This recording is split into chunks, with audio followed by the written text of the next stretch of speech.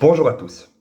Dans cette vidéo, je vais vous expliquer comment réaliser les exercices d'électricité du confinement.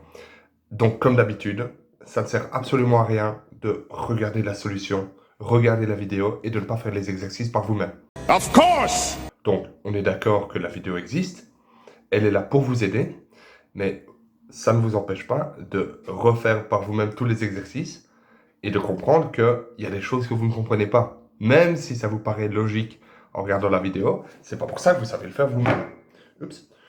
Donc, ce que je vous demande, c'est d'essayer de faire les exercices par vous-même. Et puis, si vous n'y arrivez pas, revenir sur la vidéo ou m'en reparler lors de la rentrée. Simple, basique. Et voilà, bon visionnage.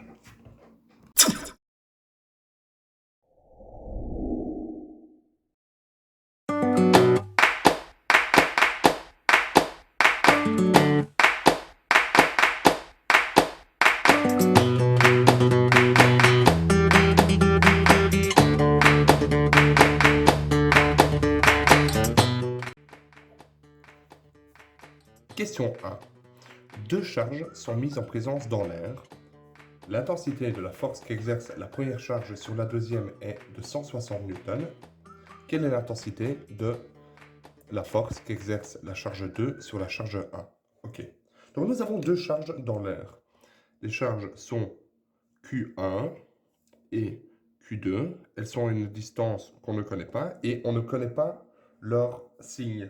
Donc ça veut dire que la force F12, qui est la force que 1 exerce sur 2, sur cette charge-ci, est inconnue. Ce qui veut dire que si Q1 et Q2 ont le même signe, cette force sera dirigée vers la droite. Alors que si Q1 et Q2 ont des signes opposés, la force sera dirigée vers la gauche. Vu qu'ici on parle de normes, ça n'a pas d'importance. Et je vais continuer en disant que pour cet exemple-ci, Q1 et Q2 ont le même signe. Si cette force F12 est égale en norme à 160 newtons, quelle est la force F21? Eh bien, par définition, et par l'application de la troisième loi de Newton, eh bien, par Newton 3, c'est-à-dire action-réaction, il existe une force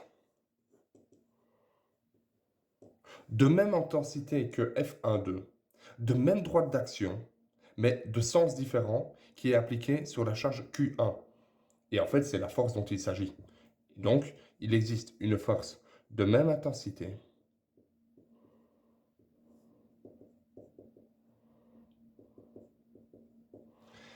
et droite d'action qu'on appelle également la direction,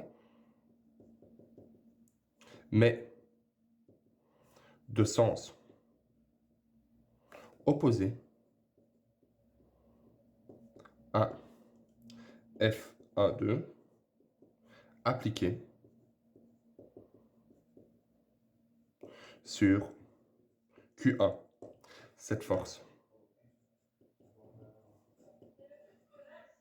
est F2 sur 1. Elle vaut donc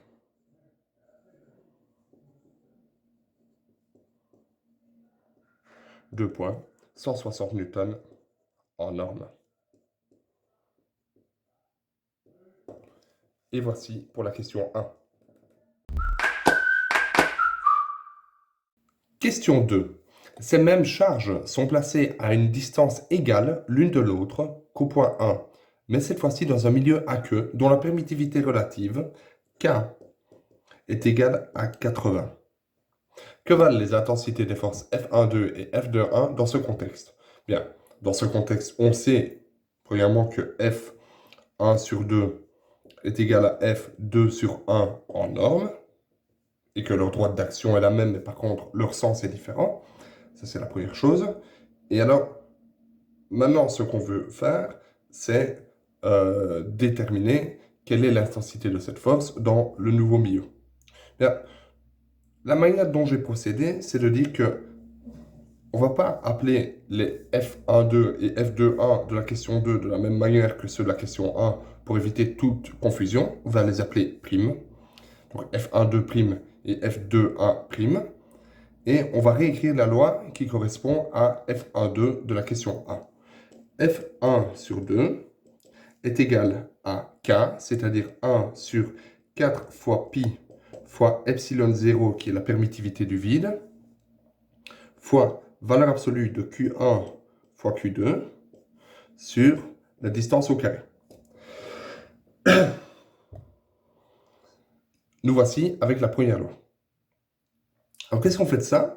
Et on va dire, on va la garder sur le feu et dire, mais dans la deuxième question, dans le deuxième cas, on a F1 sur 2' est égal à 1 sur 4 fois pi fois la permittivité du milieu, qui vaut epsilon, fois Q1 fois Q2 en valeur absolue divisé par d carré. Et maintenant, l'essentiel, ce qu'on va essayer de faire, c'est pouvoir, de cette expression-ci, dégager cette expression-là et la remplacer par sa valeur qui vaut 160. Et comment est-ce qu'on va faire ça? En se rappelant que or K est égal à epsilon sur epsilon 0 par définition. C'est la permittivité relative. Ce qui veut dire que notre epsilon ici, si et seulement si, epsilon est égal à epsilon 0 fois K, qu'on va remplacer dans cette équation-là. Et donc, deux points, f'1 sur 2 est égal à 1 sur 4 fois pi fois epsilon, c'est-à-dire epsilon 0 fois K, epsilon 0 fois K, fois Q1 fois Q2 en valeur absolue, divisé par d au carré. On peut réécrire encore une dernière fois cette équation, vu que nous, on veut mettre ceci en évidence, en prenant ce cas-là et le mettant devant toute l'expression, ce qui veut dire, c'est égal à 1 sur K fois 1 sur 4 fois pi fois epsilon 0 fois Q1 fois Q2, valeur absolue, divisé par d carré. Or, cette expression-ci est la même que celle-là.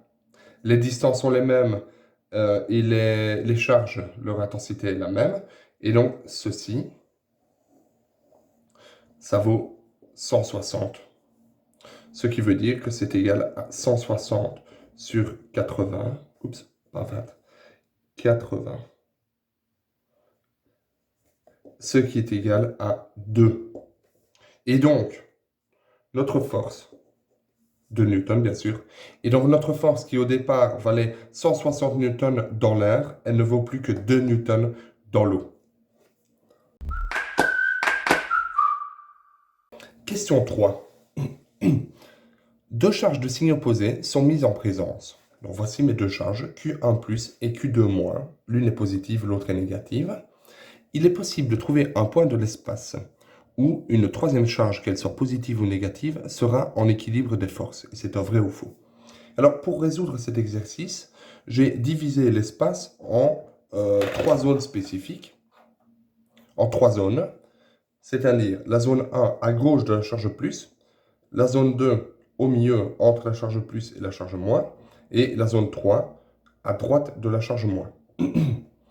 Alors, imaginons que la charge qu'on va rajouter, qui sera la troisième charge Q, est une charge positive. Et en réalité, que la charge soit positive ou négative, ça ne change rien, puisque par symétrie du problème, imaginons, je mets la charge positive ici, c'est-à-dire qu'elle sera attirée par Q2-, ça sera exactement la même chose que d'avoir une charge négative ici, qui sera attirée par Q1+. Donc on va faire seulement une fois la démarche, une fois le schéma dans notre esprit, mais évidemment, si le signe de la charge grand Q change, eh bien, il suffira simplement de faire l'inverse en termes de raisonnement. Donc, je prends une charge positive. Que se passe-t-il, premièrement, si je mets cette charge positive dans cette zone-ci? On a Q qui est là. Bien, évidemment, si on a cette charge positive dans la zone à droite de Q2-, la charge positive va subir de la répulsion de la part de Q1+, mais une répulsion très faible, puisque la distance entre Q1+ et grand Q est très grande. Donc elle va être un peu répulsée par Q1+, mais par contre, elle sera très très très très fortement attirée par Q2-. Et à mesure que le grand Q se rapprochera de Q2-, elle sera de plus en plus attirée, et évidemment de plus en plus répulsée par Q1+, mais vu que c'est une force qui est inversement proportionnelle au carré de la distance, eh bien, finalement, notre charge va de plus en plus être attirée par Q2-. Donc ici, il n'y a pas d'équilibre de force.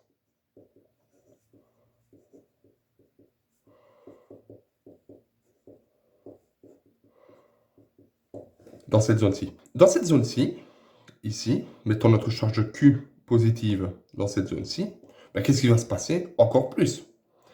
Premièrement, notre charge Q va être attirée par Q2- vers la droite. Ça, c'est la force F2.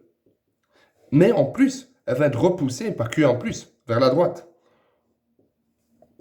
F1. Et donc, qu'est-ce qui va se passer ici? Bien, notre charge grand Q va être de plus en plus repoussée vers la droite. Et donc, il n'y a pas d'équilibre non plus.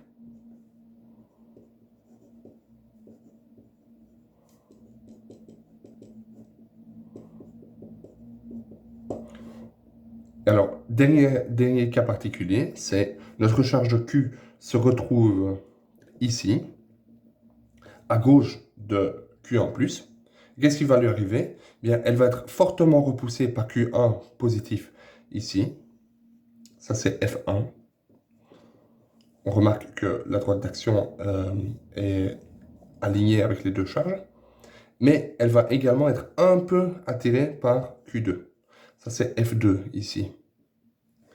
Cependant, la charge va être de plus en plus repoussée par Q1. Et alors, on se rend compte que de plus en plus cette charge sera repoussée et s'éloignera de Q1, plus l'influence de Q1+ par rapport à l'influence de Q2- sera plus ou moins similaire. Et alors, finalement, la charge grand Q va non pas subir une trajectoire complètement vers la gauche, mais va subir plutôt une trajectoire comme ceci, qui va la rapprocher de la charge Q2-.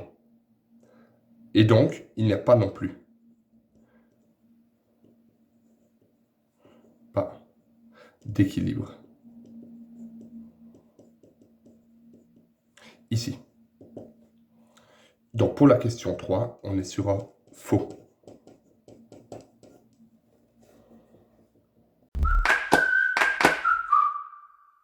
Question 4.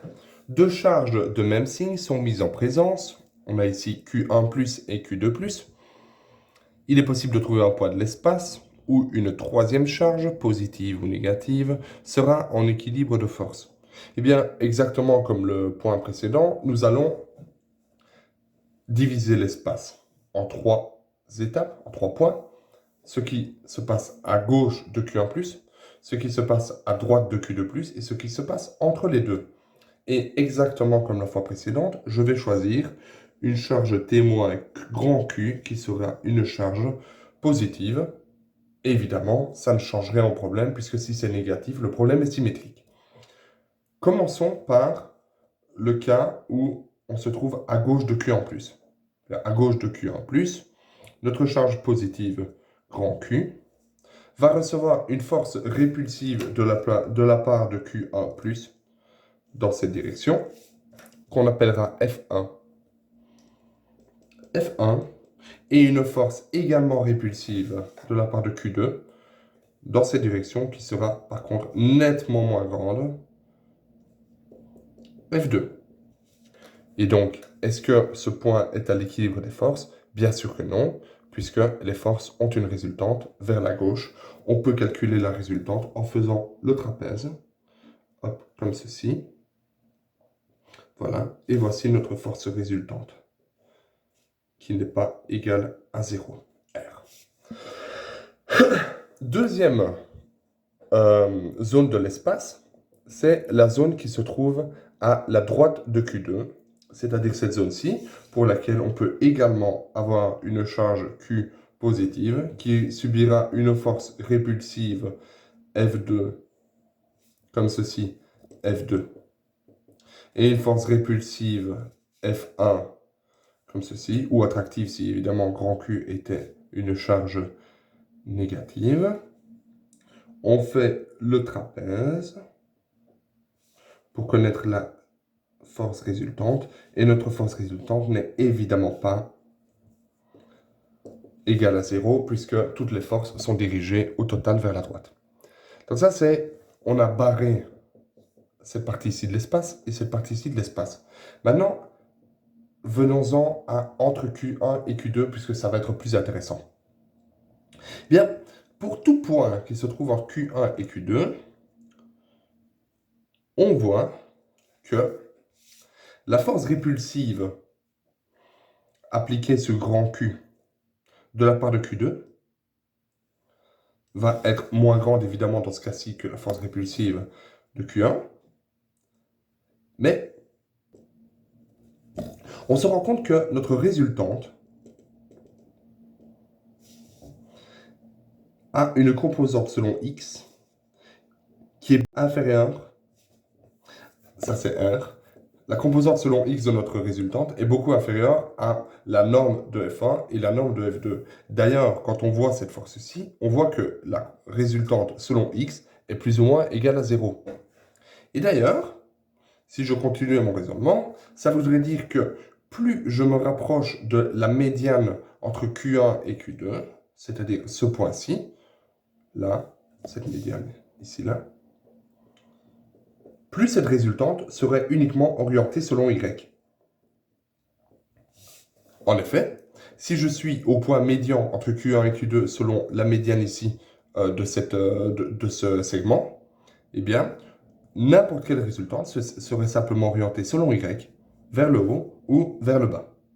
Donc, déjà là, on se rend compte qu'on n'a ni force vers la droite, ni force vers la gauche, mais simplement vers le haut ou vers le bas, en fonction de où on se trouve par rapport à Q1 et Q2.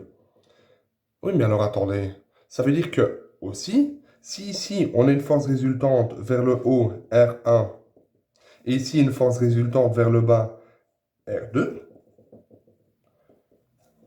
eh bien, ça veut dire qu'entre les deux, vu qu'on est sur une continuité, il existe un point qui se trouve être en fait l'intersection du segment Q1, Q2 et de la médiane, pour lequel la résultante ne va ni vers le haut ni vers le bas, puisqu'il s'agit en fait de la transition entre le haut et le bas.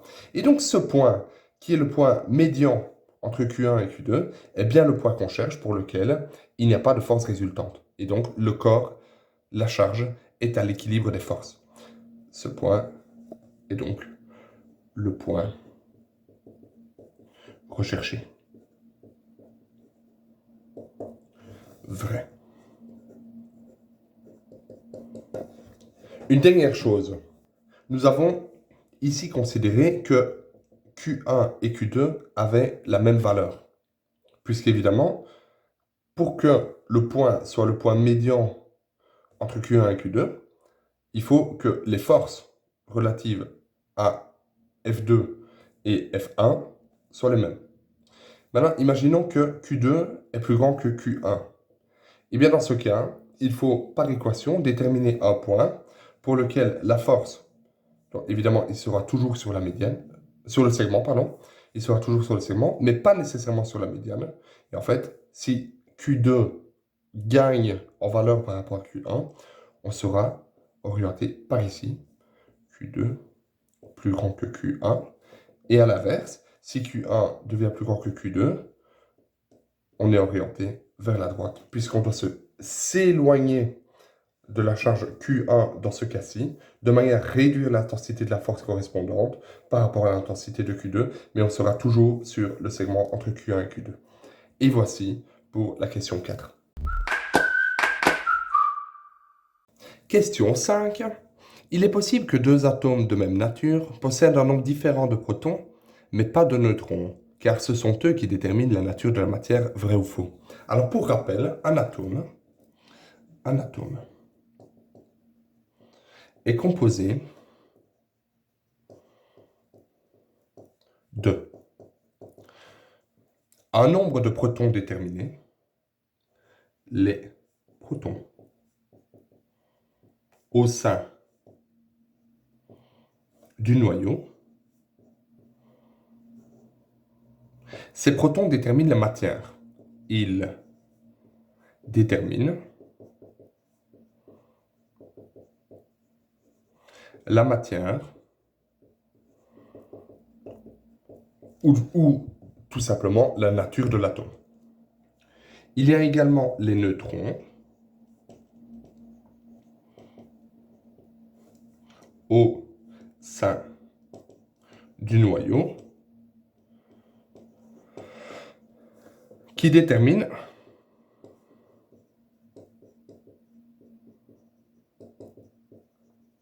l'isotope. Et finalement, les électrons qui gravitent autour du noyau,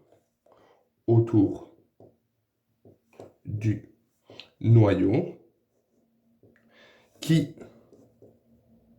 déterminent la charge de celui-ci. Et donc, cela veut dire que non, deux mêmes atomes ne peuvent avoir un nombre de protons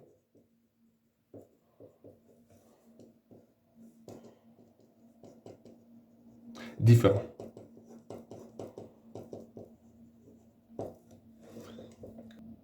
Voici pour la question 5.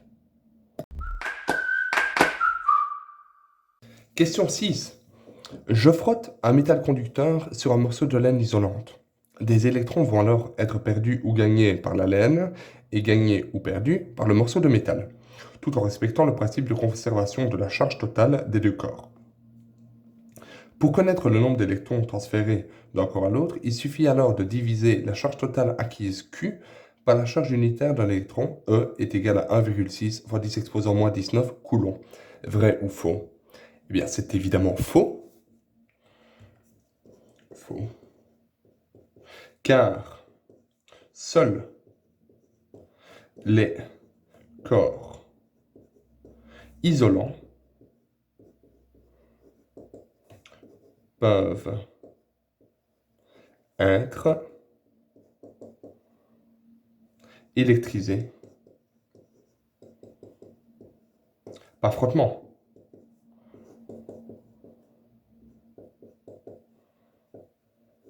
Et donc,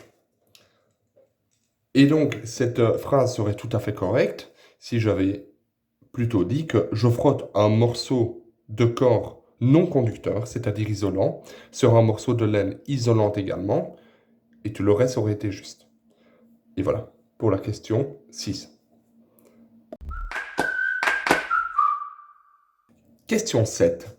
Soit trois charges ponctuelles situées au sommet d'un triangle quelconque dont les dimensions sont représentées ci-contre. Voici le triangle, les trois charges Q1, Q2, Q3 et les dimensions en question. On donne Q1 est égal à moins 40 microcoulombs, Q2 moins 50 microcoulombs et Q3 moins 15 microcoulombs. Alors la première chose que je vais faire avant de commencer toute chose dans cet exercice, c'est de convertir Q1, Q2 et Q3 en coulombs plutôt qu'en microcoulombs. Ce sera beaucoup plus facile par la suite. Et donc, moins 40 microcoulombs, c'est égal à moins 4 fois 10 moins 5 coulombs, c'est-à-dire 40 fois 10 moins 6 coulombs. Q2 est égal à moins 5 fois 10 moins 5 coulombs, et Q3 est égal à moins 1,5 fois 10 moins 5 coulombs. Voilà. Alors ensuite, calcule la norme du vecteur force résultante des forces exercées sur Q3 qui se trouve ici, ainsi que l'angle d'inclinaison par rapport à la direction Q1, Q2. Nous prendrons l'axe OX parallèlement à la droite Q1, Q2. Donc, On nous dit que OX est dans cette direction-ci. Voilà notre X. On met notre Y évidemment perpendiculairement à cet axe OX. Donc Y comme ceci. Y. Et maintenant, on va premièrement représenter les forces pour être certain de savoir de quoi on parle. Donc Q1 est une charge négative, Q3 est une charge également négative. Donc F1 est une force répulsive agissant sur Q3. Voilà. F1 sur 3. Et alors, l'angle, qu'on va appeler l'angle alpha, se retrouve ici. Donc, je trace une droite horizontale, la direction horizontale comme ceci, et je reproduis l'angle alpha là. Alpha. Et maintenant, de la même manière, Q2 est une charge négative de moins 50 microcoulombs. Du coup, Q2 est également une force répulsive. Ça, c'est la force 2 sur 3, avec un angle bêta. Vous aurez compris. Qui se trouve également là. Donc voilà. Alors, moi, ce que je propose de faire, c'est premièrement... Oups. Ce que je propose de faire, c'est premièrement de calculer la valeur de l'angle alpha et bêta, qui se trouve là et là. Ensuite, je trouve la norme de F1,3 et de F2,3 que je vais pouvoir après projeter sur mon système d'axe OX, OY, puisque je connais alpha et bêta, et par les triangles semblables, alpha et bêta se retrouvent ici. Et ensuite, lorsque j'aurai pu projeter F1,3 et F2,3, je pourrai les additionner composante par composante et trouver la langue de la résultante qui sera une force très vraisemblablement dans cette direction-ci. Disons comme ceci. Voilà. Donc, en avant. 1. Calcul de l'angle alpha et l'angle bêta. Alors pour cela, je dois utiliser Pythagore généralisé, c'est-à-dire qu'il faut que je nomme le côté opposé à alpha, je le nomme A, égale 31 cm. Le côté opposé à bêta, je le nomme B. Et le côté opposé à, alors évidemment cet angle-ci gamma, mais qu'on n'est pas obligé d'appeler, c'est le côté C. Et donc, on a par Pythagore généralisé, Pythagore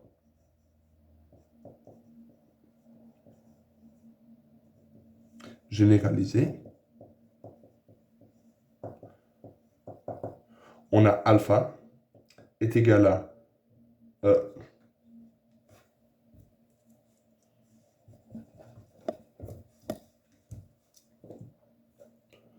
on a A carré est égal à B carré plus C carré moins 2 fois B fois C fois cosinus de alpha. Nous, ce qui nous intéresse, c'est alpha. Du coup, on va le dégager. Ça me donne alpha est égal à arcos de B carré plus C carré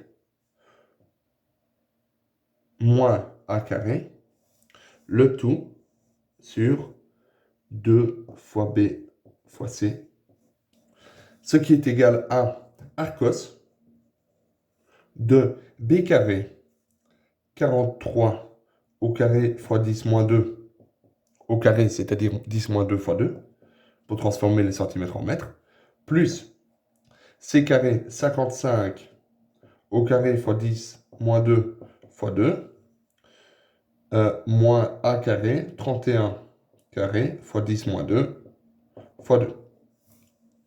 Le tout sur 2 fois B 43 fois 10 moins 2 fois C 55 fois 10 moins 2. Alors, la bonne nouvelle ici, c'est que 10 moins 2 fois 10 moins 2, ça fait 10 moins 4 qui se simplifie avec tous les 10 moins 4 là. Donc, je vais les simplifier directement. 10 moins 4, 10 moins 4, 10 moins 4, et 10 moins 4. Et ça me donne du coup 51,19 degrés. Et ce n'est pas juste.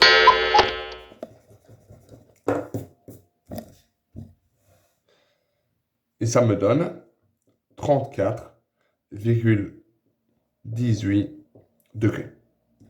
Bêta de la même façon, bêta est égal à arcos de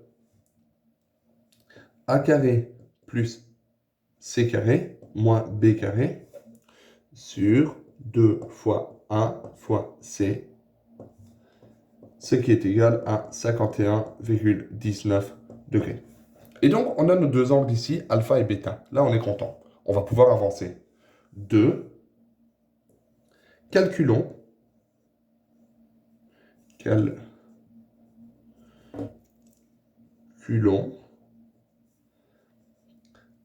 La norme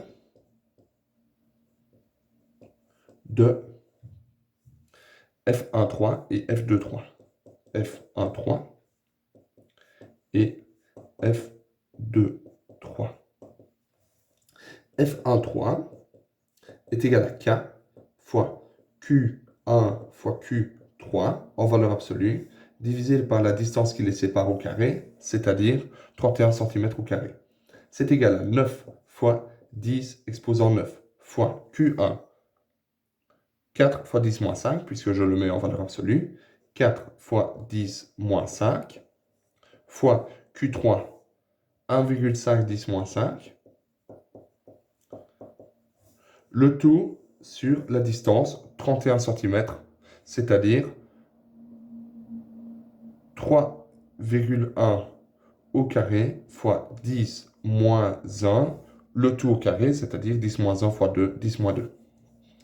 On réécrit en mettant, comme d'habitude, les puissances de 10 d'un côté et ce qui n'est pas des puissances de 10 ensemble.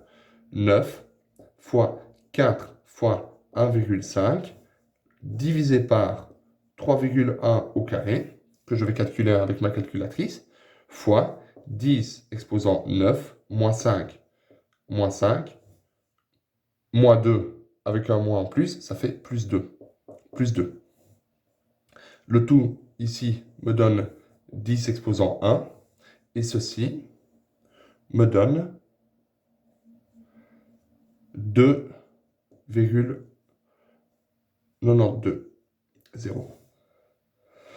Donc, au final, ma force vaut 29,2 newtons.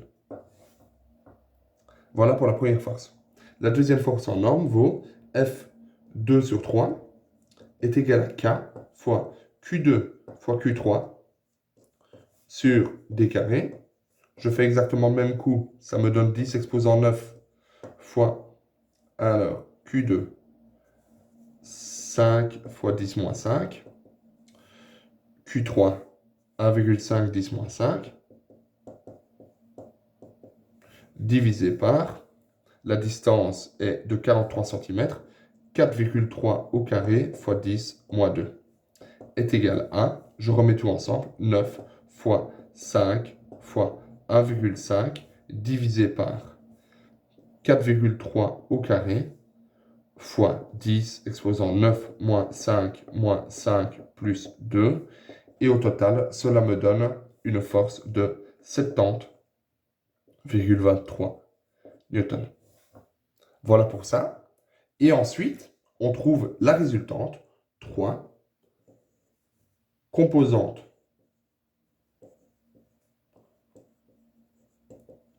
de R, qui est la résultante.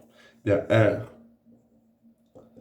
égale, selon X, qu'est-ce qu'on a? On a F2,3, la composante X de F2,3 fois le cosinus de bêta, moins, et alors il s'agit bien d'un moins, puisque selon la direction X, le F1,3 va dans le sens négatif, moins F1,3 fois cosinus de alpha.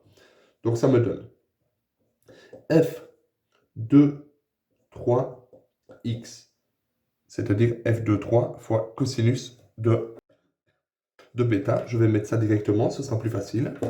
F2,3 en norme fois cosinus de bêta moins F1,3 fois cosinus de alpha. Ça, c'est la première composante de notre force résultante. Ensuite, j'ai F2,3 fois sinus de bêta en positif, plus F2,3 fois sinus de alpha en positif. F2,3 fois sinus de bêta plus F1,3 fois sinus de alpha. Oh. Et vous ne me dites rien.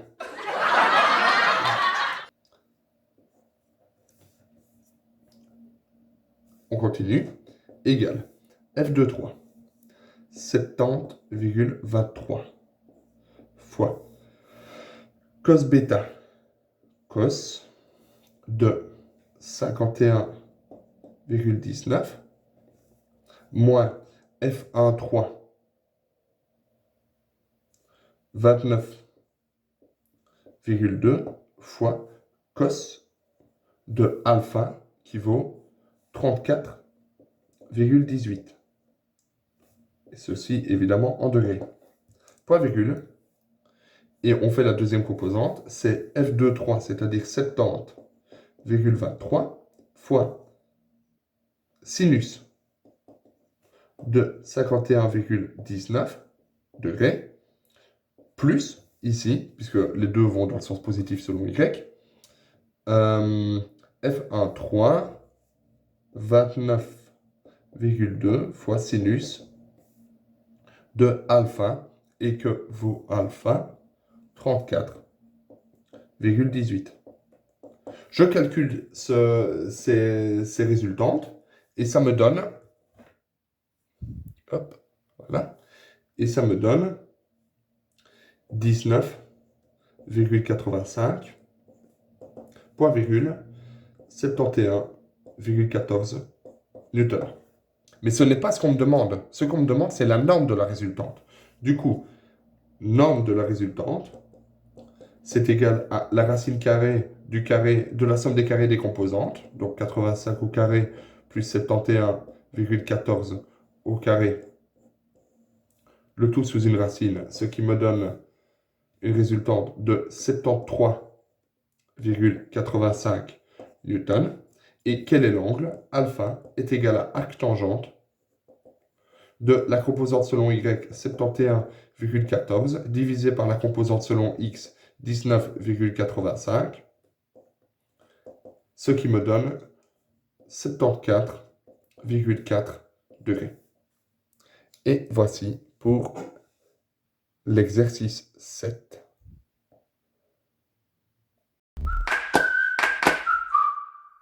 Exercice 8. Pour cet exercice, nous réalisons une expérience similaire à l'expérience de Coulomb afin de déterminer une charge électrique inconnue. On utilise pour ce faire un ressort, donc c'est un ressort linéaire, à l'extrémité duquel il y a une charge témoin QT d'une valeur de 4 microcoulombs. QT est égal à 4 fois 10 exposant moins 6 coulombs. Et en fait, l'idée, c'est de calculer quel sera le déplacement du ressort quand on approche une charge grand Q, ici, qu'on ne connaît pas. Alors je mets, lorsqu'on approche un objet dont on désire connaître la charge électrique grand Q, et qu'on place celui-ci à une distance de 50 cm de la boule de charge QT, c'est celle-ci, celle-ci s'éloigne encore de 10 cm par rapport à l'objet grand Q, en comprimant le ressort afin de trouver une nouvelle position d'équilibre. Donc, elle va se déplacer ici, avec un delta x. Delta x est égal à 0,1 mètre, c'est-à-dire 10 cm. Et lorsqu'elle se trouve à cette distance-ci, la distance entre la charge grand Q et la charge QT vaut 0,6 mètres. Ça, c'est notre distance à considérer pour la force électrique. Et alors, la question, c'est détermine la valeur de la charge Q ainsi que son signe. Ok. Alors, pour ceci, il faut évidemment faire un équilibre de force. Donc, quelles sont les forces qui agissent sur cette charge QT? Bien, sur la charge QT, lorsqu'elle est dans cette position-ci, il y a deux forces. Il y a visiblement la force électrique qui tend à repousser la charge vers le mur. Donc ça, c'est ce qu'on appellera F élec. Ça, c'est la force électrique. Et la deuxième force qui agit sur cette charge, c'est la force mécanique due au ressort qui tend à revenir à sa position d'équilibre. Et donc ça, on appellera ça la force F élaste. F élastique. Et lorsqu'on est sur un équilibre, qu'est-ce que ça veut dire? Bien, à l'équilibre, par Newton 2 points, la somme des forces qui agissent sur ce corps est égale à 0. La somme des forces extérieures est égale à 0, car la somme des forces extérieures est égale à m fois A, et A est égal à 0. Bien sûr, puisque c'est un équilibre. Bon, ok. Qu'est-ce qu'on a de plus? Ce qu'on va faire, c'est déterminer un axe X sur lequel projeter ces deux forces, puisque là, en fait, les deux forces qu'on a, c'est la force électrique et la force élastique. Ce qui veut dire que F élec plus, je mets bien un plus ici, puisqu'en réalité, je prends la force élastique et la force électrique avec leurs normes, leur sens et leur direction, ce sont des vecteurs, plus la force élastique, sont égales à 0. Maintenant, je peux projeter. Je définis un sens X qui est évidemment parallèle. Je mets X comme ceci. Projection sur X. Sur OX, 2 points. Et là, on arrive évidemment à la formule que la force élastique moins la force électrique est égale à 0, ou encore que la force élastique est égale à la force électrique. Ok. Ça, ce sont les normes. Du coup, on peut calculer les normes. 1. F élastique. Bien, sa norme est déterminée par K, la constante de raideur, oups, c'est un K majuscule, K fois delta X. F élastique, par la loi de Hooke, est égal à K fois delta X. Ce qui vaut ici 180 fois delta X est égal à 0,1 égal à 18 newtons. Ça, c'est notre force élastique. Deuxièmement, force électrique est égale à petit k, 9, 10, x 9, fois grand Q fois petit q témoin, divisé par la distance d'équilibre. C'est égal à 9 fois 10 exposant 9, fois q témoin 4 fois 10 moins 6, fois grand Q, qu'on cherche, divisé par la distance, c'est-à-dire 0,6 au carré, ou bien 36 fois 10 exposant moins 2, puisque ce sont des mètres. Alors, comme d'habitude, je mets ce qui est des puissances de 10 ensemble et ce qui n'est pas des puissances de 10 ensemble. Ça me donne 9 fois 4 sur 36, fois 10 exposant 9 moins 6 plus 2, fois grand Q. Ici, 9 fois 4, 36, divisé par 36, ça me fait 1. 1. 10, 9 moins 6 plus 2, ça me donne 5. Donc c'est égal à 10 exposant 5 fois Q. Petite étoile, deux petites étoiles. Pour réaliser cet équilibre, j'égalise petite étoile avec deux petites étoiles. Donc, on a 18 est égal à 10 exposant 5 fois Q. C'est seulement si Q est égal à 18 divisé par 10 exposant 5 est égal à 18 fois 10 moins 5, ou bien, vu qu'on nous demande de l'exprimer en microcoulombs, est égal à 180 fois 10 moins 6 égale à 180 microcoulombs. Voici pour la réponse de, attention, la valeur absolue de notre charge. Ici, on a la valeur absolue de la charge. Maintenant, donc ça c'est valeur absolue. Maintenant, ce qu'on veut savoir, c'est le signe. Signe. Pour l'interrogation. Eh bien, le signe, évidemment, doit être le même que celui de la charge test, puisqu'il fait en sorte de s'écarter vers la gauche en comprimant le ressort. Si le ressort s'était allongé, tout le calcul jusqu'ici aurait été le même, mais par contre, le signe aurait été négatif. Donc, le signe est positif, car le ressort se comprime. Du coup, Q est égal à plus 180 microcoulombs. Voici notre réponse.